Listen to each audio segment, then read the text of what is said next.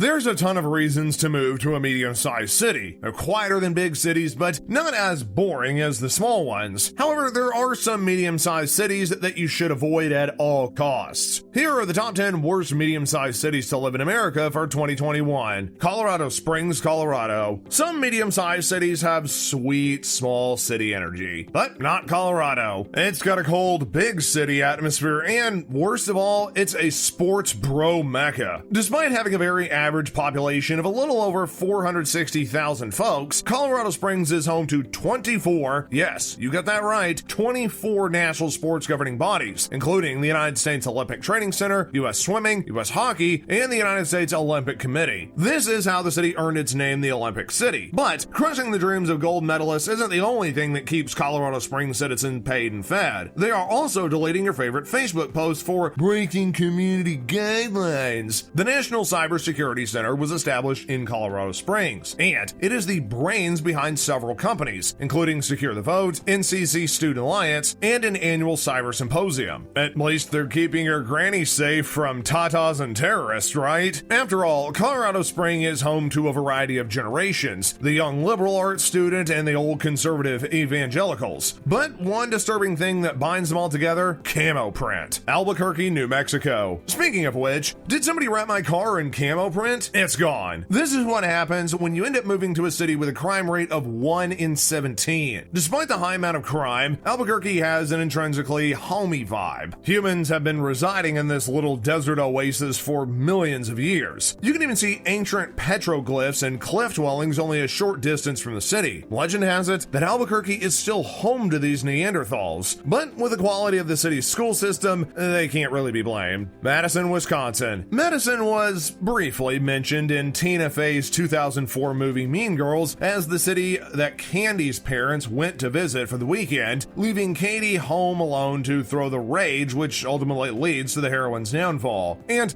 while Mean Girls is an iconic movie, this is its major plot hole. Seriously, who the hell would risk anything for Madison? It's one of the most boring cities in the US, and the most exciting feature that it has is 5 whole lakes that span 15,000 acres, and the fact that it has the highest number of parks per 1,000 people in the US. Madison is also rated the 5th fittest city in the United States, but also because its residents are so bored, they've really got nothing else to do but exercise. Charleston, South Carolina. Justin Bieber messed up. Why would he, quote-unquote, get his preachings down in Georgia when South Carolina actually produces 3 times the number of preachers that Georgia does? Guess not even he wanted to bother with Charleston. Charleston is way more than just a land of fried green tomatoes, palmetto trees, and even peaches. It's also got football, whiskey, and Jesus. In that order, of course, according to a recent poll of what mattered to most of the city's residents. With over 400 churches, that makes sense that the city is named the Holy City. Translation: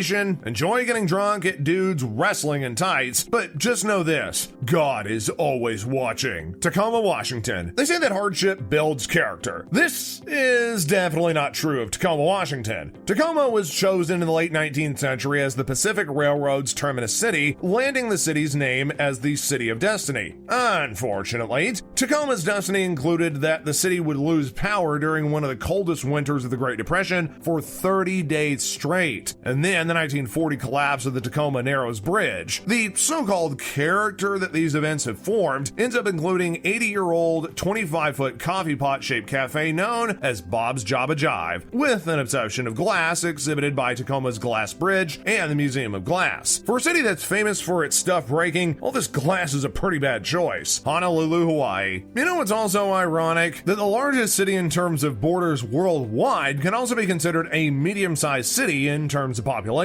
This is due to the fact that any unassigned Hawaiian island, regardless of whether it shares borders with Honolulu, became considered part of the city. Honolulu is seriously cheating here. However, we will give Honolulu a break because they care about the important things in life, like nature and casual Fridays. That's right, we have Honolulu to thank for the Thursday night tradition of finding quote-unquote casual clothes that don't make us look homeless. During the 1970s, Honolulu clothing store owners convinced CEOs to allow their employees to dress down on Fridays so that they could make more clothing sales. But back to nature. nature. Honolulu takes its wildlife so seriously that, in fact, it is illegal to annoy a bird, own a mongoose, or feed a shark. That probably scratched everything off your list of pros, but let's move on. Oakland, California. Just like Honolulu, this mid-sized city has also mastered the art of relaxation, but their casual Fridays look a bit different. For decades, the East Bay area has been cannabis-friendly, and to this day, Oakland has some of the country's best 420 events and dispensaries. There's over 73 parks to lay down in after getting your smoke on, and the city conventionally has some of the best food and food trucks in the country. Unfortunately, you'll need all the relaxation that you can get while driving in what could be alternatively titled the Bay Area's traffic jam. That's right, Oakland is smack dab in the middle of the East Bay Area, so that means that every single San Fran commuter is coming hurtling through with their Prius as soon as 5 p.m. hits. Oakland's also birthed some of the nation's most overrated favorites, high fives and the word hella. Remember that one South Park episode? Even Disneyland was technically Oakland grown, as Walt Disney drew much of its inspiration from Oakland's Fairyland and even poached the director of Fairyland. Walt took one puff of that green, looked at the Alice in Wonderland ride, and said, "I've got a hell of a good idea." Cincinnati, Ohio. Back in ye olden days, Cincinnati was considered a very large city, and in fact, during the early 19th century, it was the top 10 most populous American cities and had a booming economy. Although Cincinnati has since retired from being golden metropolitan, it's still got some perks. For example, it's the only place in America that you can wear a Reds hat without people assuming you're a gang member. The Netty is also famous for its 5-way chili because what could upset your stomach more than a bowl of beans? A bowl of beans mixed with a bowl of cheesy pasta. Portland, Oregon. Speaking of gas, did you know that Portland is one of the greenest cities in America? In fact, 33% of Portland's energy comes from renewable resources, and Portlandians will rub it in your face. The city's motto of "Keep Portland Weird" doesn't require much extra work. The city is weird.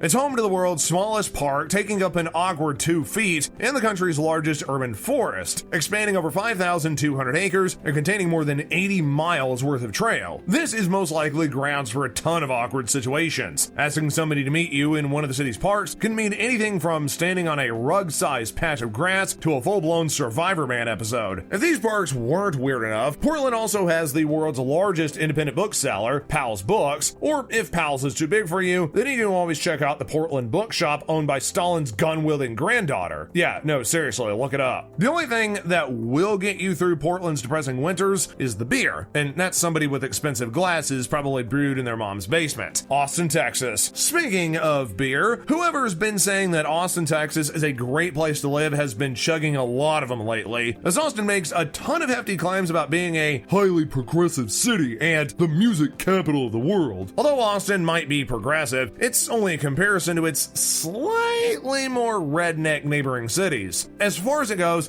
Austin has no opera or live theater, plus its music scene is dominated by the over-the-hill rockers reliving their frat boy dreams. Oh, and the University of Texas frat boys living their, well, reality. But we've got to let them have the radio stations with no national level football team, so what else are they going to yell and fist bump about? If after hearing all of this, you still want to move to a medium-sized city, there's still a fighting chance for you, but only if you check out our next video, the top 10 best medium-sized cities in America.